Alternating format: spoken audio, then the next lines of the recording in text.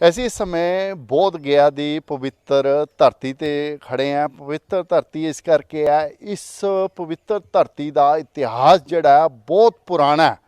ਇਸੀ ਧਰਤੀ ਤੇ ਮਹਾਤਮਾ ਬੁੱਧ ਜੀ ਹੋਏ ਨੇ ਜਿਨ੍ਹਾਂ ਨੂੰ ਗਿਆਨ ਦੀ ਪ੍ਰਾਪਤੀ ਹੋਈ।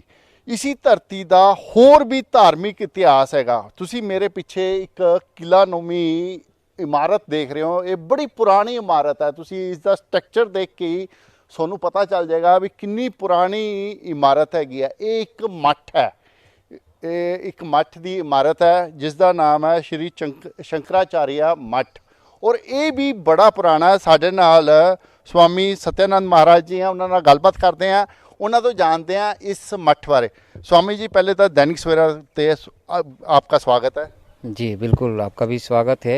इस मठ में आप आए हैं, यहाँ पर ये हिस्ट्री लेने बहुत आनंद का विषय है कि इसके आपके माध्यम से लोगों को भी पता चलेगा और इसकी विषय में लोग भी जान पाएंगे। बहुत धन्यवाद आपका कि यहाँ पर आए हैं। स्वामी जी थोड़ा सा इस मठ के बारे में अब बातचीत करते हैं। आप हमें मठ के बारे में बताइए, इसके इतिहास के बारे में। जी, इसका इतिहास तो बहुत पुराना रहा है।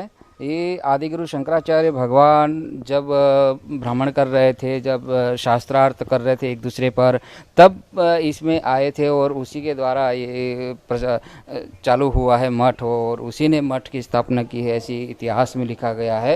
लेकिन इतिहास तो उससे पहले का भी है। जब भगवान बुद्ध आए तब भी ये मठ स्थापित था इस जगह पर और इसी जगह पर भगवान बुद्ध भी रहे थे। लेकिन यहाँ पर काफ़ी संतगण उस समय रहते थे, उसकी वजह से नदी के उस पार जो ढोंगेश्वरी है वहाँ पर वो साधना करने गए थे और बाकी अन्यत्र यहाँ पर साधना की। और यहाँ भी अपने एक वर्तमान में अभी कुआं भी है, वहाँ पर स्नान भी करते थे भगवान बुद्ध। तो मठ का इतिहास तो बहुत पुराना रहा है। इसमें बहुत पुरानी मूर्तियाँ भी है अभी आज भी, और यहाँ माँ अन्नपूर्णा का मंदिर भी है। अन्य एक ठाकुरबाड़ी है, उसमें कई सारे देवी देवताओं की मूर्ति भी है। यहाँ पर एक विशेष ये बात है कि यहाँ पर एक अखंड ज्योत जलता है। जो मठ की शुरुआत जब से स्थापना हुई है तब से आज तक वो मठ अखंड चलता आ रहा है और यहाँ पर इसका इतिहास भी बहुत दुर्लभ है। यहाँ पर कई लोग जो विनोबा भावे जिसको बोलते हैं, विनोबा भावे ने जब भू अभियान चलाया था तो पहला उनको यहीं से दान मिला था, जो 11,000 एकड़ भूमि उनको दान की थी।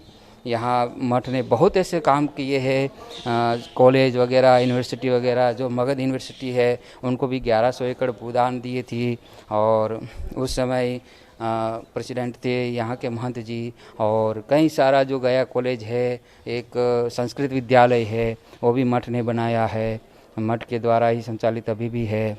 और ऐसे बहुत सारा यहाँ पर विषय हुआ है। और जो अभी यहाँ पर अन्नपूर्णा माँ का एक मंदिर है, वो अन्नपूर्णा देवी भी साक्षात एक संत को प्रकट हुई थी और उसी ने एक अक्षय पात्र भेंट दिया था, जो आज भी वो मठ में मौजूद है। उसकी पूजा की जाती है, साल में एक बार निकाला जाता है और उसका विशेष महत्व है कि उससे कितना भी आप लोगों को दान पुण्य करेंगे तो वो कभी उसमें से कम नहीं होगा, कभी ख़त्म नहीं होगा, वो बढ़ता ही जाएगा।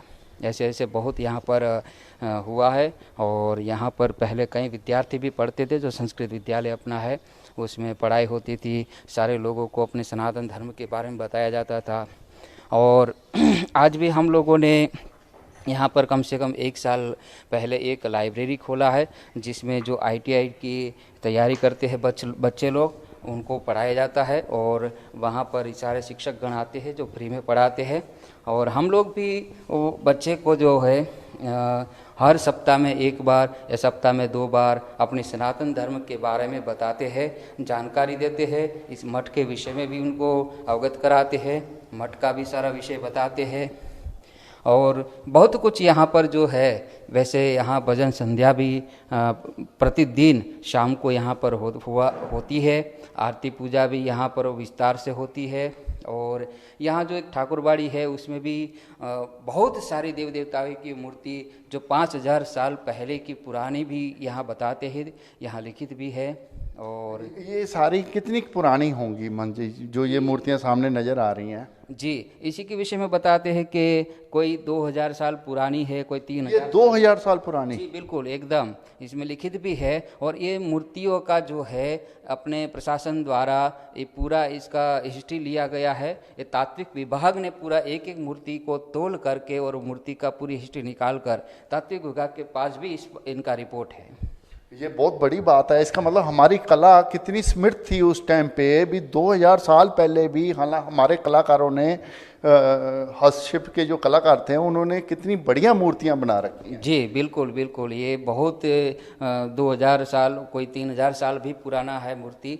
और जो अभी आप देख रहे हैं उसी के अंदर एक अखंड ज्योत है, जो मैं अभी बताया हूँ कि वो अखंड जब से मठ की स्थापना हुई है तब से उनका इतिहास शुरू है और आज तक वो कभी बुझा नहीं हुआ है और आज तक चलता आ रहा है। उसी से मठ का जो है वर्चस्व और मठ का जो है कि सत्यत्व बढ़ता ही जा रहा है और उसी से मठ आज भी मठ धरोहर ऐसे ही है। इनको कोई भी कुछ नुकसान नहीं कोई पहुंचा पाया है। नहीं तो इनको नुकसान पहुंचाने के लिए कई लोगों ने षड्यंत्र भी किया है, कई लोगों ने इसको धराशायी करने के लिए कई प्रकार का उसमें बहुत प्रयास किया, लेकिन वो सब असफल रहे। इसी के वजह से कि आज यहाँ पर देवी देवता सब जागृत है और बहुत यहाँ पर इसकी महत्व भी है। और आज भी यहाँ शंकराचार्य भगवान की परंपरा से ही हम लोग सन्यासी गण आते हैं और भगवान शंकराचार्य की परंपरा को, उनके शास्त्र को, उनके सिद्धांत को हम लोग पालन करते हुए और अपना भजन संध्या वगैरह सब करते रहते हैं। स्वामी जी, जैसे कहा जाता है अभी बोध गया जो है जितना बसा हुआ है, जितने भी यहाँ इंस्टीट्यूट्स हैं, जितने मंदिर हैं,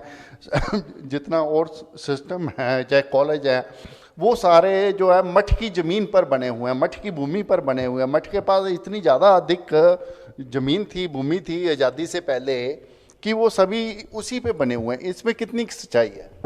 इसमें पूरी सच्चाई है कि आज़ादी से पहले भी इस मठ के पास 50,000 एकड़ ज़मीन थी, जो कई महाराजाओं के द्वारा यहाँ पर दान दिया गया था।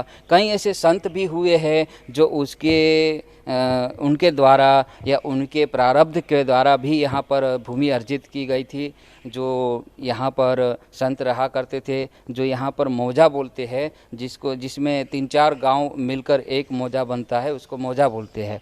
तो कई सारे मौजे भी थे यहाँ पर, क्योंकि ये पहले से जो महंत हुआ करते थे वो यहाँ के राजा थे। वो राजा हुआ करते, एक रियासत थी यहाँ पर। यहाँ पहले तो बहुत कुछ हाथी घोड़ा वगैरह, बहुत सारी गायें वगैरह थी और बहुत यहाँ से धर्म का प्रचार होता था। और हाँ, एक विशेष बात है कि जब संग्राम हुआ था, जो सन्यासी विद्रोह जिसको बोलते हैं, वो सन्यासी विद्रोह जब हुआ था, करपात्री महाराज ने जब शुरू किया था, वो भी इसी मठ की ज़मीन से ही, इसी मठ से ही शुरुआत हुआ था उसका। और इस मठ के भी कई सन्यासी उसमें भाग भी लिए थे और कई सारे सन्यासी उसमें जुड़े भी थे उसमें। स्वामी जी, जो मैं देख रहा हूँ ये बिल्डिंग काफ़ी पुरानी है। ये कितनी साल पुरानी होगी जिस बिल्डिंग में ये मठ बना हुआ है? जी, बताते हैं कि अभी लिखित है इसका इतिहास कि ये बिल्डिंग तो अभी 200-250 साल ही पुरानी है, लेकिन मठ काफ़ी पुराना है। मैं बिल्डिंग जो है ये 200-250 साल पुरानी है, तब भी बहुत बड़ी बात है। अभी 200-250 साल पुरानी बिल्डिंग जो है अभी तक आप उसको संजोए हुए हो। अच्छा स्वामी जी, एक और मैं सामने देख रहा हूँ, ये क्या गेहूं पीसने के काम आते हैं? जी हाँ, ये जो आप देख रहे हैं पुरानी परंपरा थी। पहले मेरा ख्याल शायद इस तरह गेहूं और मतलब कि मसाले वगैरह या चावल वगैरह पीसे जाते थे। जी हाँ, ये बहुत पुराना, इसको ढेकी यहाँ की भाषा में बोलते हैं। जो इसमें जो चावल होता है उसको कूटा जाता है, जो चावल कूट के उसको चूड़ा बनता है उससे, चावल से, तो वो भी यहाँ बनता है। और यहाँ एक प्रकार की दवाई बनाई जाती थी जिसको शंखदाव बोलते हैं। वो दवाई भी यहाँ पर, त्रिफला जो चूर्ण बोलते हैं, वो भी यहाँ कूटा जाता था और कई सारे मसाले भी यहाँ कूटे जाते थे। पहले की परंपरा का ये सब इतिहास रहा है। पहले यहाँ पर हाथ की चक्की भी थी जिससे आटा पीसा जाता था। हाँ, वो मैं देख रहा हूँ, वो उसका शायद हाँ है थोड़ा सा। मैं काफ़ी मतलब कि यहाँ हमें पुरानी चीज़ें देखने को मिल जाएंगी जो पहले हमारे टाइम में, जब हम इस टाइम कागजों में ही पढ़ी हैं या सुनी है, मतलब कि यहाँ प्रत्यक्ष रूप से देखने को मिल सकती हैं। अच्छा स्वामी जी, अब हम जिस तरफ जा रहे हैं यहाँ कुछ मूर्तियाँ हैं, ये थोड़ा सा खंडित भी लग रही हैं, तो ये किन की मूर्तियां हैं, क्या है? जी, ये बताते हैं कि जो आज से 1500-1600 साल पहले जब भगवान बुद्ध का जब मंदिर टूट रहा था जो षड्यंत्रकारों द्वारा, तो उस समय ये मूर्तियाँ जो है कि कहीं काफ़ी मूर्तियाँ चोरी हो गई थी। तो लेकिन यहाँ के संत जो थे, वो संत ने सोचा कि नहीं, ये तो भगवान बुद्ध की बहुत पुरानी मूर्तियाँ है और इसका बहुत महत्व है। तो कई सारे लोगों ने खंडित भी कर दिया है इनको, और अब तो ये मूर्तियाँ खंडित तो हो गई, लेकिन फिर भी ये मूर्तियाँ सुरक्षित होनी चाहिए, इसलिए इसको मठ में लाकर यहाँ पर संग्रहित किया गया है, यहाँ पर रखा गया है, ताकि लोगों को पता चले कि देखिए ये बहुत पुरानी मूर्तियाँ है और इनको कैसे कैसे लोगों ने ऐसे खंडित विखंडित किया है, लेकिन फिर भी मठ ने संग्रहित करके रखा गया है यहाँ पर। इनकी तो बहुत ज़्यादा, मतलब ये फॉरेन में, विदेश में इनकी बहुत वैल्यू है, इसी करके वो चोरी करके ले जाते होंगे, क्योंकि वहाँ इनके बड़ी इम्पोर्टेंस है। हमारे यहाँ तो हालांकि इतना नहीं है, पर फॉरेन में बहुत ज़्यादा है। हमने कई मूर्तियाँ वहाँ से मंगवाई भी हैं, केस करके, बाकायदा केस लड़के, जो चोरी होके वहाँ चली गई थी। हमारी सरकार ने बहुत सी ऐसी मूर्तियाँ वहाँ से मंगवाई भी हैं। एक स्वामी जी, इधर मैं देख रहा हूँ ये पैरों के निशान है, ये इसका क्या है? जी, ये पैरों के निशान जो है वो बोलते हैं कि जो यहाँ पर एक गया जी में, मुख्य गया जी में भगवान विष्णु है, विष्णु का जो यहाँ पर गयासुर नाम का एक राक्षस था, उन्हीं की इतिहास से जुड़ा हुआ है। तो गयासुर को जब भगवान विष्णु ने अपने पैरों द्वारा दबाया था, अपने पैरों का चिन्ह वहाँ रखा था, और जिस शिला में वो उनको दबाया था वो शिला आज भी है, जिसको विष्णुपद बोलते हैं। तो ये भी इतिहास यही है कि भगवान विष्णु का ही चरण चिन्ह है। ओके, ये भी भगवान विष्णु के ही जन, ये भी इसका मतलब इसकी भी एक अलग इम्पोर्टेंस है। आप देखिए इसके दरवाजे, मैं सामने देख रहा हूँ स्वामी जी के सामने भी, ये पहले होते थे बड़े पुराने, मतलब ये इस तरह के दरवाज़ों की जो परंपरा थी, डोर्स की जो परंपरा थी, और आप देखो इनकी जो लंबाई चौड़ाई है, आज के दरवाजे तो बहुत बड़े बड़े होते हैं, ये छोटे छोटे होते थे। और ये पुरानी परंपरा के डोर्स हैं, ये आजकल कहीं नहीं आपको लगे हुए मिलेंगे, पर क्योंकि ये बिल्डिंग बड़ी पुरानी है, 200-250 साल पुरानी है। तो इस यहाँ ऊपर देखिए छत भी जो है बल्लों की छत है, मतलब कि ये लकड़ी के बल्ले डले हुए हैं, उनके ऊपर जो है ईंटें रखी हुई हैं। ये सारा ये पहले होता था, आजकल तो लेंटर डलता है, आपने देखा होगा लोहे का लेंटर डलता है, पर क्योंकि ये बिल्डिंग पुरानी है तो इसमें वही पुरानी छत डली हुई है। ये आजकल कहीं आपको देखने को नहीं मिलेगी, जो कि यहाँ इस मठ में देखने को मिल रही है। स्वामी जी, और कुछ आप बताना चाहते हो इस मठ के बारे में? ये मठ के बारे में जो अपने मुख्य गद्दी है उसके बारे में भी बताना चाहता हूँ कि अपने भगवान आदिगुरु शंकराचार्य कहाँ पर रहे थे, कहाँ पर रुके थे। वो गद्दी जो है कि आज भी है, उसमें साल में 4 बार महंत जी जो यहाँ वर्तमान में रहते हैं वो वहाँ विराजते हैं, और तब पूजा अर्चना वगैरह होता है। और उसी के बगल में जस्ट जो है अन्नपूर्णा माँ की मूर्तियाँ है, और उसी के बगल में जो नौ दुर्गा जिसको बोलते हैं, नौ दुर्गा मूर्ति की स्थापना है, और उसके बगल में जो है कि वाराही देवी है। सामने है जी हाँ, ये जो सामने जो आ रहा है, जो अभी आप देख रहे हैं, वही गद्दी है, यहाँ मुख्य गद्दी इसको बोलते हैं, जिसमें एक साल में 4 बार महंत जी यहाँ पर विराजते हैं। और ये भगवान आदिगुरु शंकराचार्य भी इस पर बैठे थे। तो जिस दिन वो बैठते हैं महंत जी, उस दिन भगवान शंकराचार्य का प्रतीक माना जाता है महंत जी को। जी, और सामने आप मूर्तियों की महत्ता बता रहे थे। जी, सामने जो वाइट वाली मूर्ति आप देख रहे हैं वो भगवान विष्णु की है। आदिगुरु शंकराचार्य का प्रतीक के रूप में भगवान शिव, और उसके जो गोद में है वो माता पार्वती है, और उसके जस्ट बगल में आप लेफ्ट साइड में देख रहे हैं वो भगवान विष्णु का है, और उसके बगल में जो देख रहे हैं वाराही देवी का स्वरूप का मूर्ति है ये। तो यहाँ का कुछ आप महत्व भी बता रहे थे इस। जी, यहाँ का महत्व यही है कि ये आदिगुरु शंकराचार्य भगवान द्वारा स्थापित यहाँ मठ है, तो यहीं पर विराजमान थे, और ये यहीं पर बैठकर धर्म का प्रचार है, अपना संस्कृति का प्रचार है, अपने धर्म के बारे में बताया जाता है। अच्छा, कुछ यहाँ डोर भी है इसके पीछे, ये कोई खास? वो कोई ख़ास नहीं है, वो ये जब टेक्सचर बनाया गया था तो इसमें जगह रखा गया था, ताकि इसी मूर्तियों के देवी देवताओं की जो साड़ियाँ है वो इसमें रखा जाता था, मूर्ति की पूजा पाठ का वगैरह सामान वगैरह इसमें हाँ, रखा जाता। और यही जो है कि ये 9 दुर्गा की मूर्तियाँ है। अच्छा, ये 9 दुर्गा? जी, 9 दुर्गा की अलग अलग मूर्तियाँ है। और इस तरफ भी कुछ है? जी हाँ, इस तरफ दोनों तरफ गणेश जी है, और जो बीच में ये काली वाली मूर्ति है वो वाराही देवी का प्रतीक है वो। जी, तो स्वामी जी, ये भी काफी पुरानी होंगी? जी हाँ, ये भी काफ़ी पुरानी है, जब से मठ शुरू हुआ तब से ही यहाँ पर विराजमान है। ये ये भी बहुत पुरानी है। और यहाँ भी इस मूर्तियाँ को भी खंडित विखंडित करने के लिए बहुत सारे लोगों ने षड्यंत्र भी किया था, लेकिन वो कोई लोग सफल नहीं हो पाए। जो अभी जस्ट आप अभी देख रहे हैं मूर्तियाँ, ये भगवान काल भैरव का है और उसके बगल में जस्ट अपने अन्नपूर्णा माँ का है, जो यही देवी साक्षात यहाँ मठ में प्रकट होकर एक संत को अक्षय पात्र दान की थी और विशेषकर इसी की यहाँ पर स्थापना है। इसी की पूजा अर्चना रोज़ प्रत्येक दिन रात में यहाँ पर और सुबह भी हुआ करती है। पूजा अर्चना चलती रहती है, मैं डेली यहाँ सुबह और शाम को पूजा अर्चना की जाती है। डेली की जाती है। यहाँ पर देखिए नगारा रखा हुआ है, वो नगारा बजाया जाता है। यहाँ पर कई सारी घंटियाँ हैं, वो भी बजाई जाती है। और यहाँ कई सारे जो अपने संतगण है वो भी शाम के टाइम में आना ही अनिवार्य है। जितने भी यहाँ भक्त भी रहते हैं, जो कर्मचारी भी है, उनको भी यहाँ पर एक टाइम शाम के टाइम में आना ही है, ऐसा अनिवार्य हम लोग नियम बनाए हैं। उसके बाद ही प्रसाद की घंटी वगैरह लगती है और सब प्रसाद ग्रहण करने जाते हैं। तो कुछ पशु वगैरह भी यहाँ रखे हुए हैं, गायें वगैरह, क्योंकि मैंने हर एक जगह जहाँ भी धार्मिक स्थल है वहाँ गायें वगैरह भी रखी हुई हैं, तो यहाँ भी हैं सर? जी बिल्कुल, अपने यहाँ भी एक गौशाला है जो जिसमें सारी अपनी भारतीय नस्ल की ही गाय वगैरह है और उसी की यहाँ पर दूध वगैरह जो आता है उसी की हम लोग एक मट्ठा बनाते हैं। मट्ठा में से उसी मक्खन से घी निकलता है। उसी घी से जो है कि दीप जो आप अभी अखंड ज्योत देखे हैं वही चलता है और यहाँ प्रसाद के रूप में भी सब लोगों को मिलता है और सारी गायें भी है अपने पास। तो जैसे स्वामी जी आपने बताया भी, पहले हमारे पास जो मठ के अधीन थी 51,000 कहते मतलब एकड़ जो है ज़मीन थी। अब वो ज़मीन घटकर कितनी क्या रह गई है, क्योंकि सारा गया तो उस पर बस गया हर चीज़। अब मठ के अधीन कितनी की ज़मीन है जो मठ के अभी भी अधीन है? जी अभी भी मठ के अधीन कम से कम 250-300 एकड़ है, जिसमें वर्तमान में अपने पेपर पर तो अभी ऑन पेपर पर अभी 100 एकड़ ही ज़मीन है। लेकिन बाकी अन्यत्र ज़मीन जो है वो सब कई लोगों द्वारा जो है उसको अतिक्रमण किया गया है।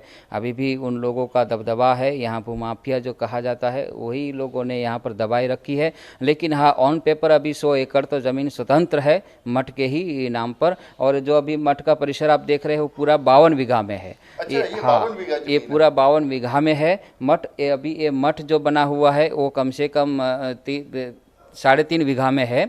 और बाकी अन्यत्र जो है बगीचा अपना है, वहाँ भी आम का बगीचा है, कई सारे फल है वहाँ पर। और इस एक तरफ जो है अपना एक गेस्ट हाउस है, वहाँ भी काफ़ी ज़मीन है। वहाँ भी जो ज़मीन पड़ी रहती है उसमें हम लोग सब्जियाँ वगैरह लगाते हैं, गौ माता के लिए चारा भी वहाँ पर उपजाते हैं। भाई हम ये कह सकते हैं मठ में जितने लोग रहते हैं और उनके लिए सारा कुछ देसी इस्तेमाल करते हैं, बाहर से कोई चीज़ बाजार से खरीद के नहीं लानी पड़ती।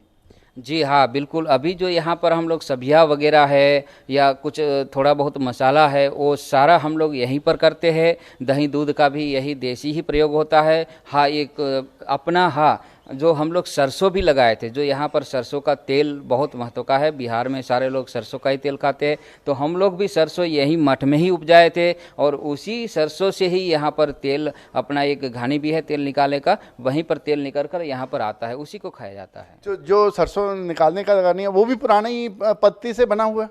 हाँ, वो भी पुरानी पद्धति से बना हुआ है। मठ परिसर से थोड़ा बाहर है, वो अपना ही है, लेकिन अभी दूसरे भक्त है उसको चला रहे हैं। ये बहुत बड़ी बात है, अभी पुरानी पत्ती को आपने जीवित रखा हुआ है, क्योंकि ज़्यादातर जगह पुरानी पत्ती को चेंज करके मशीनी रूप आ गया और पुरानी पत्ती अब कहीं देखने को नहीं मिलती। पर इस मठ में आने पर अगर कोई श्रद्धालु इस मठ में आता है तो उसको पुरानी पत्ती की चीज़ें यहाँ देखने को मिल सकती हैं। पुरानी पत्ती से कैसे मतलब कि तेल है निकाला जाता था, कैसे गेहूं पीसा जाता था, कैसे मसाले पीसे जाते थे, वो चीज़ें इस मठ में देखने को मिल सकती हैं। इन्हें नहीं इत्थे होर जड़ियाँ मूर्तियाँ हैगियाँ ये 2-2 हज़ार 3-3 हज़ार साल पुरानियाँ, ये कहीं नहीं आपको देखने को मिलेंगी, ये यहाँ देखने को मिल जाएंगी। इसका महत्व है। और इस मठ जड़ा कि मतलब कि आप देखो महात्मा बुद्ध किस टाइम हुए थे और इस मठ का इतिहास उससे भी पुराना है।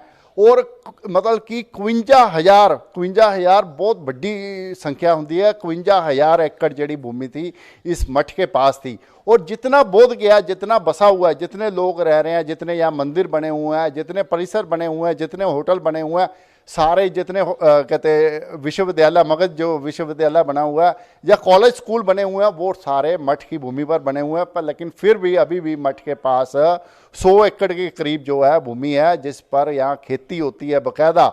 और स्वामी जी, जो खेती होती है वो अनाज बेचते तो नहीं हो आप? नहीं, बिल्कुल अनाज वो बेचा नहीं जाता है, क्योंकि यहाँ मठ में ही इतने सारे लोग हैं, इतने सारे भक्त हैं। और देखिए अभी पितृपक्ष चल रहा है, तो पितृपक्ष में कई भक्त आते हैं बाहर अन्य कई राज्य से, तो वो भी यहाँ पर आकर ठहरते हैं, उनके लिए भी प्रसाद यहाँ बनता है। यह अन्न क्षेत्र चलता रहे, इसलिए कभी यहाँ अन्न बेचा नहीं जाता है। ये भी एक बड़ी बात है, अभी कभी भी यहाँ पर अन्न बेचा नहीं गया। मतलब ये आप देखो हिंदू संस्कृति कैसी है, भी इतना अनाज होने के बाद भी कभी नहीं बेचा गया। हमेशा ये परंपरा रही है दान करने की। जब भी एसेस यहाँ पे अन्न जो पैदा होता था या रखा जाता था गोदाम में, तो वहाँ से अन्न को दान किया जाता था और वो परंपरा आज भी जारी है। आज भी बड़ी संख्या में जो कहते साधु संत आते हैं उनको अन्न दान किया जाता है। ये परंपरा मेरे ख्याल आज भी चल रही है। जी बिल्कुल, आज भी वो चल रही है। आज भी कई सारे संत जो है यहाँ पर तीर्थ है, तो इसकी वजह से यहाँ पर आते हुए है, तो उनको यहाँ रुकने की, भोजन की सब व्यवस्था है। और आज भी यहाँ पर कई सारे संत है, कई सारे ब्राह्मण है, कई सारे भक्त है जो बाहर के आते हैं, वो भी यहाँ प्रसाद पाते हैं। यहाँ दोनों टाइम अन्न क्षेत्र चलता है। Thank you Swami ji. बिल्कुल, आपका भी आभार, खूब खूब धन्यवाद, सब लोगों को खूब खूब धन्यवाद। ये था श्री शंकराचार्य मठ जिसका इतिहास है, और हम ऐसी कोशिश की थी कि ये इतिहास जड़ा तुहाडे तक पहुँचाइए ताकि सोनू पता चले हिंदू धर्म कितना पुराना है और उसका इतिहास कितना समृद्ध है, साडे इतिहास विच कितनी शक्ति है और इस इतिहास नूं किहड़े लोकां ने बचा के रखा होया। ऐसी ये सोनू पहुँचाने की कोशिश की और उसी कोशिश के तहत ये जड़ा प्रोग्राम बनाया गया। मैं दिनेश गोयल, कैमरामैन अनिल दे नाल दैनिक सवेरा टीवी ਲਈ बोध गया तो।